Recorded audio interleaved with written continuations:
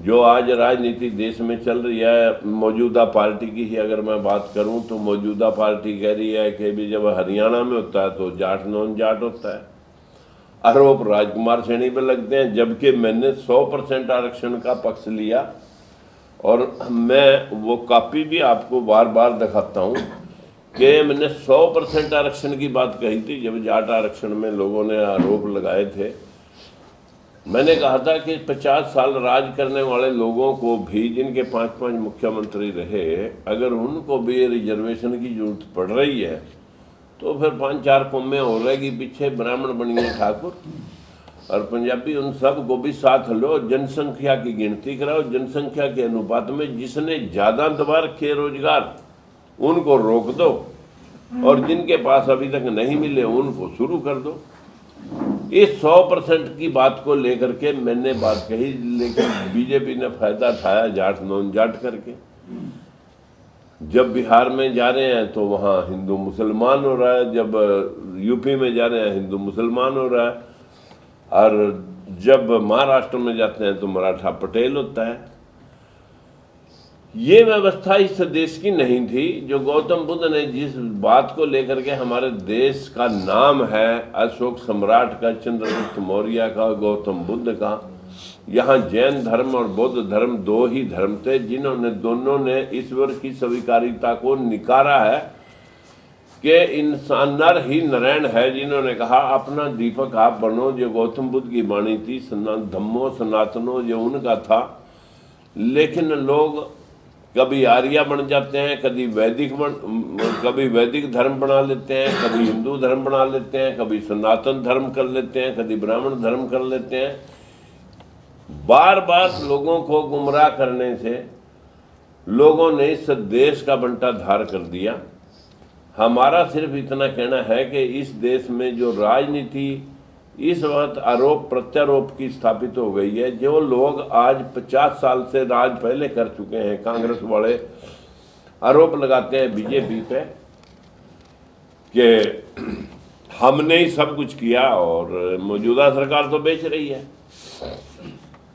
और जैसे ही हमने जातिगत जनगणना और 100% आरक्षण की बात करी और राहुल और खड़गे जी के मीटिंग में ये बात उभर करके आई, तो मेरे से खड़गे साहब पूछने लगे कि ये 100% आरक्षण हो गया तो फिर तो आरक्षण का मतलब ही खत्म हो गया। मैं कहा नहीं सर, इस देश को 100% आरक्षण की जरूरत है। सब जातियों की जनगणना करो, जो फालतू ले रहा उसे रोक दो, जिसको नहीं मिला उसे शुरू कर दो, अपनी संख्या से बाहर कोई फालतू ना ले, हर जाति में पढ़े लिखे लोग हैं। तो बोला ये तो कभी हमने समझा ही नहीं था, हम तो सोच रहे थे कि आरक्षण कुछ और मतलब। तो उसी दिन से राहुल ने बोलना शुरू कर दिया कि मैं जाति की जनगणना कराऊंगा और 100% आरक्षण संख्या मुताबिक सुनिश्चित करेंगे। लेकिन उनके पास 4 स्टेटों में सरकार अभी है। भाई आपको वोट लोग तब देंगे, बैकवर्ड और शेड्यूल कास्ट के लोग, जब आप उन 4 स्टेटों में इसको अपने में अमली जामा अब पहना दें। जब आप आज अमली जामा नहीं पहना रहे तो आपको वोट लोग कौन देगा? व्यवस्था यह है कि उसकी बात को सुनकर के मोदी भी कहने लग गया कि मैं जातिगत जनगणना मैं भी कराऊंगा, हम भी हिस्सा सुनिश्चित करेंगे। अरे आपके पास पूरे भारत में सरकार अनेकों स्टेटों में है। आप बिहार वाले ने, पलटू राम जी ने तो एक जनगणना कराई भी थी, तो कम से कम वही इलेक्शन हो रहे वही सुनिश्चित कर दें। अभी हमारे मुख्यमंत्री जी को भी क्या कहना पड़ा वाईएस पूर्ण कुमार की बात में, जिसको सारे टीवी चैनलों ने उठा करके जनता के सामने परोस दिया कि भाई मेरे हाथ में तो कुछ है नहीं। अब मैं उस बात को रिपीट करता नहीं लगता जो मुख्यमंत्री जी अपने आप कहना पड़ रहा है जिस बात को लेकर के। लेकिन मेरा ये मानना है कि जब तक ये सिस्टम बैकडोर से कोई और चला रहा है, सामने किसी और को दिखाया जा रहा है, आरोप लगे तो मौजूदा सामने बैठे पर लगे और जो माल छके वो पिछले वाला बैठ करके छके, तो अगर सिस्टम ये रहेगा तो इस देश का सर्वनाश होने में कोई देर नहीं है। जो बच्चे आज हथकड़ियाँ लगा करके अमेरिका कनाडा वाले यहाँ भेज रहे हैं, तो ये हथकड़ियाँ तब तक लगती रहेंगी। जो महरूम इंसान है वो कहीं ना कहीं रोजी रोटी की तलाश में जाएगा और उसे वहाँ प्रताड़ित करके जब देश में बाहर फेंका जाएगा, तो इस बात का दुख हम सब भारतवासियों को है तो मैं बस इतना ही कहना चाहता हूं कि हमारे देश को जितने भी नेता हैं वो अपने पेट को पीछे रख करके जन कल्याण की योजनाएं चलाते हैं, उनका व्याख्यान होता है, लेकिन जितना एडवर्टाइजमेंट पर पैसा खर्च कर देते हैं, इतना एडवर्टाइजमेंट की बजाय अगर जन कल्याण के ऊपर वो पैसे खर्च हो जाएं तो बहुत सारी जनता के दुख दर्द हम हल कर सकते हैं। राजकुमार जी, नायब श्रेणी मुख्यमंत्री क्या मानते हैं कि कहीं ना कहीं कठपुतली बने हुए किसी के हाथों की, जिस तरह से आपने अभी कहा? देखिए, मेरे कहने की मेरे ख्याल उसमें ज़रूरत नहीं है, उन्होंने खुद ही कहा है। और फिर उसने ये भी कहने की लोड़ नहीं है कि भाई लोग मेरे को कहते हैं डम्मी मुख्यमंत्री। भाई तय अपने आप क्यों कहा? वो तो लोगों ने कहने थे जो लोग कह रहे हैं।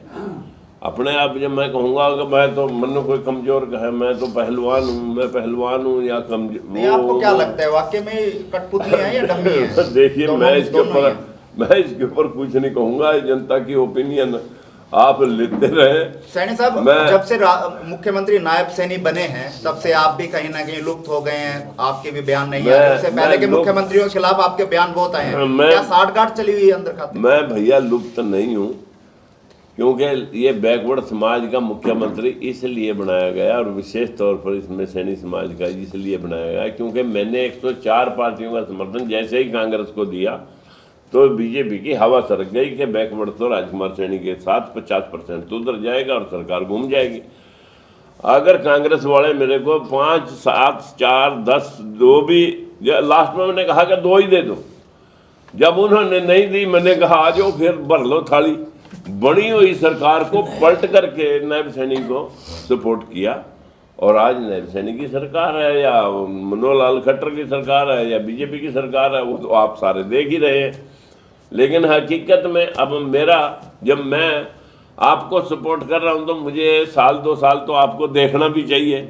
अगर मैं हर बार नोका टोकी करता रहूंगा तो लोग कहेंगे भाई फिर सपोर्ट ही क्यों किया? राजकुमार सैनी नायब सैनी को सपोर्ट कर रहे हैं।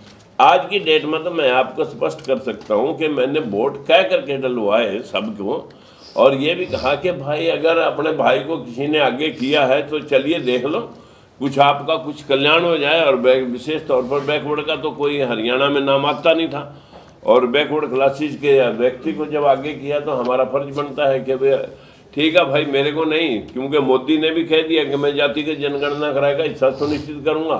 यही बात राहुल कह रहे थे। तो हमने दोनों पार्टियों पर, उन पर भी बिलीव करके लोकसभा में समर्थन दिया था और इन पर भी बिलीव करके विधानसभा में समर्थन दिया, लेकिन करना दोनों नहीं चाहते और करने वाले लोग पीछे बैठे हैं। सेरा नायब सैनी जी को बना करके बैठा रखा है, लेकिन आरोप लगे तो इस पे लगे और मलाई छकें तो हम छकें। तो ये बहुत बड़ी विडंबना है। वोट चोरी का मुद्दा कितना सही मानते हैं?